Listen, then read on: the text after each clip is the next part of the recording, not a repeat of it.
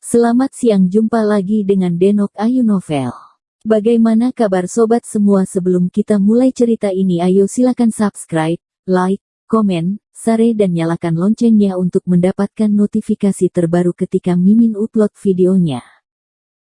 Menantu terbaik bab 410. Bukankah kamu sudah mati? Tuan Muda Chu. Tuan Muda Chu yang mana? Li Zhensheng tidak menghadiri jamuan makan hari itu, jadi tentu saja dia tidak tahu bahwa Chu Yunxi juga ada di sana. Chu Yunxi, Bu Cheng berkata dengan dingin, lalu berkata pada Lin Yu, aku berkata, anak itu pergi pagi-pagi sekali hari itu, pasti ada masalah. Saya tidak yakin tentang ini. Faktanya, kecurigaannya paling sedikit. Lin Yu menggelengkan kepalanya dengan ringan, tapi saya yakin mungkin keluarga Chu tidak berpartisipasi dalam masalah ini, tetapi mereka benar-benar mengetahuinya. Lalu bagaimana kita menemukannya? Tanya Bu Cheng dingin. Di mana dia? Tentu saja aku akan menemukannya dimanapun dia berada. Lin Yu berkata dengan ringan, lalu meregangkan pinggangnya dan berkata, tapi kamu harus makan dulu, dan kemudian pergi sore hari. Jangan mengatakan apa-apa tentang kepulanganku untuk saat ini. Kurasa mereka masih awal hanya mengira aku sudah mati. Rose baru kabur pagi ini, dia menduga Rose tidak akan menyebarkan berita secepat itu. Ketika dia mengatakan bahwa dia sepertinya teringat sesuatu tiba-tiba, lalu menoleh dan bergegas ke depan dan bertanya, ngomong-ngomong, bagaimana kabar saudara Li? Dia baik-baik saja. Bu Cheng mengangguk. Dia telah menelepon saya hari ini untuk menanyakan kabar Anda. Kalau begitu cepat panggil dia dan katakan padanya aku kembali. Lin Yu buru-buru berkata. Ya. Bu Cheng mengangguk, lalu berjalan ke samping dan memanggil Li Qianjue. Tidak lama kemudian, Li Qianjue bergegas, dan Li Qianying bersamanya. Oh, Jiarong, kamu baik-baik saja. Jika kamu baik-baik saja, baiklah.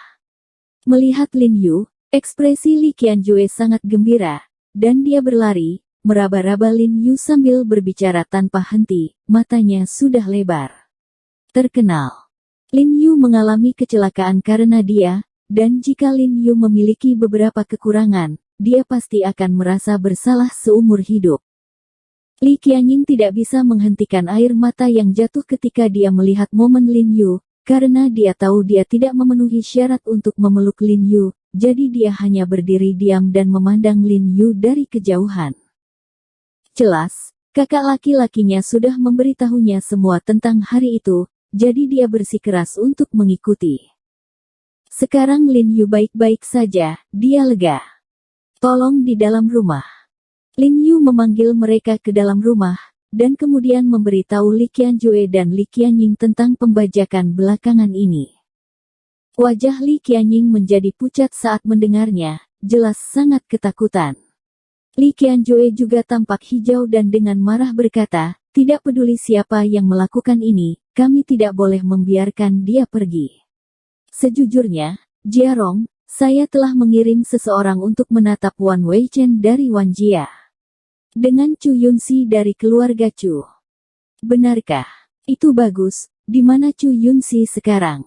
Semangat Lin Yu terangkat, dan dia hanya ingin menemukan anak ini. Di kantor pusat perusahaannya, gedung Yunxi. Kata Li Qianjue buru-buru. Hebat, ini menyelamatkan saya dari banyak masalah. Saudara Li, Anda melakukan ini dengan benar, jadi Anda harus mengawasi mereka. Lin Yu mengangguk pada Li Qianjue setuju. Tapi Anda mengatakan bahwa masalah ini mungkin juga ada hubungannya dengan keluarga Zhang. Saya tidak begitu mengerti ini. Jadi saya tidak mengirim siapapun untuk menatap keluarga Zhang. Li Qianxuan ragu-ragu dengan beberapa keraguan, bagaimanapun, keluarga Zhang tidak ada hubungannya dengan makan malam itu, dan tidak ada seorang pun di keluarga Zhang yang menghadiri makan malam, dan dia tidak tahu siapa yang harus dikirim untuk menatap keluarga Zhang. Aku hanya berspekulasi tentang ini. Tidak masalah, aku akan tahu di masa depan. Lin Yu tersenyum, tidak memberitahunya tentang seni mendalam Zhang Yuxi, dan bahkan jika Li Qianhui ingin mengirim seseorang untuk menatap Zhang Yuxi, tidak bisa mengawasi sama sekali. Lalu Jiarong, apa yang akan kamu lakukan selanjutnya? Li Qianjue bertanya dengan prihatin.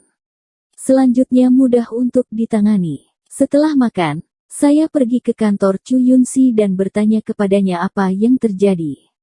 Lin Yu tersenyum. Apakah kamu akan pergi ke kantornya? Ekspresi wajah Li Qianhui berubah dan buru-buru berkata, apakah kamu membutuhkan saya untuk membantu menemukan seseorang? Mencari seseorang, kakak Bu dan aku sudah cukup.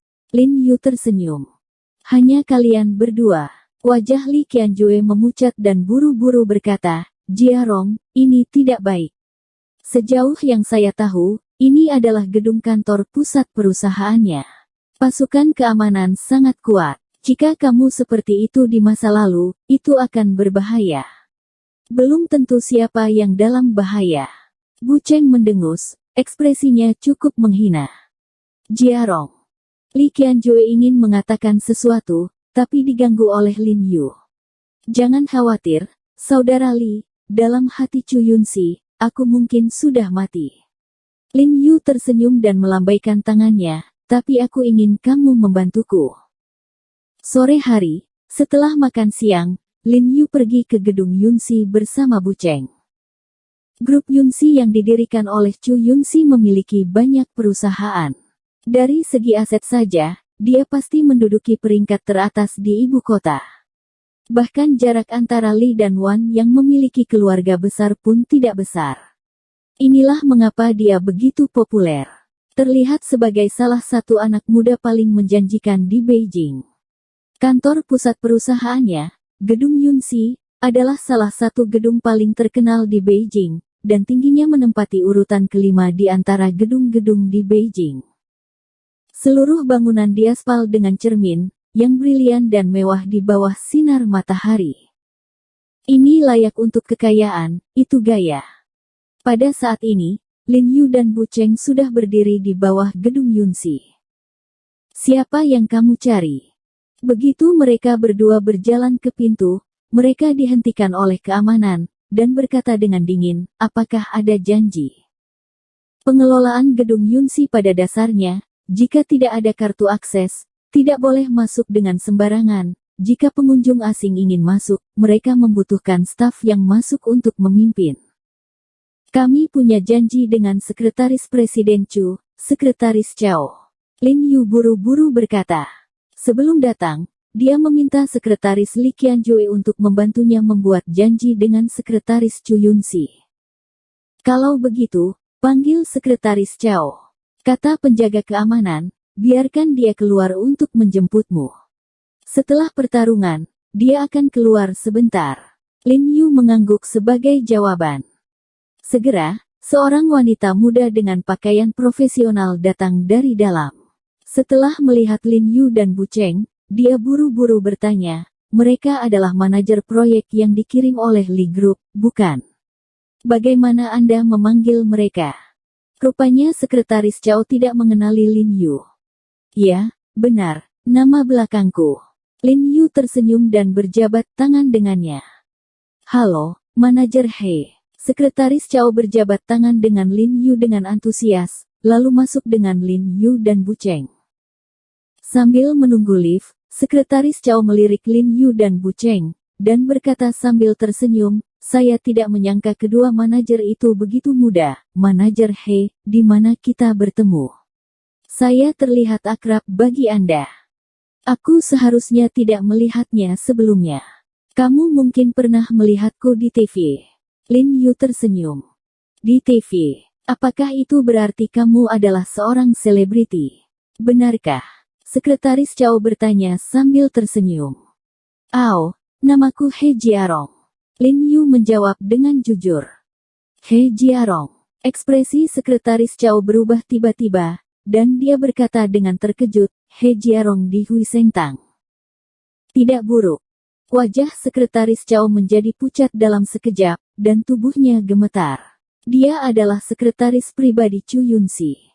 Secara alami, dia tahu bahwa Chu Yunxi tidak ada hubungannya dengan Lin Yu, dan Chu Yunxi menanyakannya hari ini. Yang terpenting adalah apakah He Jiarong ini sudah mati.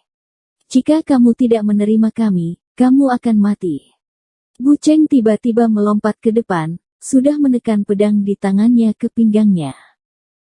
Wajah sekretaris Cao pucat, bibirnya bergetar dan dia tidak berani berbicara. Jadi dia harus mengikuti instruksi prosedural dan memimpin Lin Yu dan yang lainnya ke lift. Berapa banyak orang yang biasanya menjaga kantor kepala Chu Anda? Lin Yu menoleh dan bertanya padanya. Sekretaris Cao gemetar, biasanya 6. Terima kasih.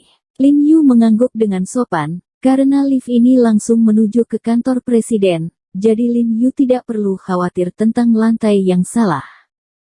Ding. Begitu lift dibuka, Bu Cheng melihat kantor presiden di seberang koridor. Tanpa kata-kata, dia menebas leher sekretaris Cao dengan rapi, membuatnya tertegun, dan kemudian mengikuti Lin Yu dengan cepat ke arah luar. Di koridor berdiri beberapa pria kekar berjas hitam dan headset. Salah satunya adalah Zheng Lin. Saat ini, sekelompok orang sedang berkumpul bersama. Zheng Lin sedang melihat ke bawah dan mengatakan sesuatu kepada mereka. Pada saat lift dibuka, Zheng Lin tanpa sadar mengangkat kepalanya dan melihat ke depan. Setelah melihat Lin Yu, tubuhnya gemetar, matanya tiba-tiba melebar, wajahnya penuh ngeri, seolah-olah dia telah melihat hantu, karena antara dia dan Chu Yunxi berpikir bahwa Lin Yu harus mati. Kenapa sekarang ada di sini? He Jiarong. Zheng Lin tergagap, menunjuk Lin Yu. Beberapa pengawal tiba-tiba mengubah ekspresi mereka ketika mereka mendengar ini, tanpa mengucapkan sepatah kata pun, mereka bergegas menuju Lin Yu. Tubuh Bu Cheng juga tiba-tiba mulai, dan tubuhnya begitu gesit dan kejam. Setiap kali dia menembak, dia memiliki kekuatan yang cukup, dan keduanya dijatuhkan dalam sekejap mata. Zheng Lin tidak mengatakan apa-apa. Dia berbalik dan berlari menuju kantor Chu Yunxi, tetapi dia hanya berlari selangkah, dan tiba-tiba merasa ada sesuatu yang tersangkut di belakang punggungnya. Dia melihat ke belakang dan menemukan bahwa Lin Yu menarik di belakangnya pakaiannya. Wajahnya tiba-tiba memutih, dan dia dengan tegas berkata, "Kamu belum mati." Sebelum dia selesai berbicara, Lin Yu langsung menamparkan wajahnya dengan tamparan. Dia bahkan tidak bersenandung, dan jatuh ke tanah dengan bunyi gedebuk. Pada saat ini, di kantor besar presiden, Chu Yunxi sedang duduk di kursi, memegang telepon di satu tangan dan memutar pena berharga di tangan lainnya, berbicara dengan ayahnya dengan senyuman di wajahnya. "Yah, saya kenal ayah, He Jiarong. Anak itu sudah berhari-hari tidak terdengar, dia sudah mati. Jangan khawatir, ya. Dia dibawa pergi oleh seorang wanita, tetapi dia dibius, dan aku berjanji bahwa wanita itu pasti akan bunuh dia. Sekarang langit semakin menghangat, mungkin saja tubuh anak ini bau, haha." Bum bum bum. Begitu dia selesai berbicara, ada ketukan di pintu. Bersambung. Terima kasih kepada kalian yang telah menonton video ini. Jangan lupa tekan tombol subscribe-nya dan nyalakan notifikasinya untuk mendapatkan video-video seru lainnya dari Denok Ayu Novel.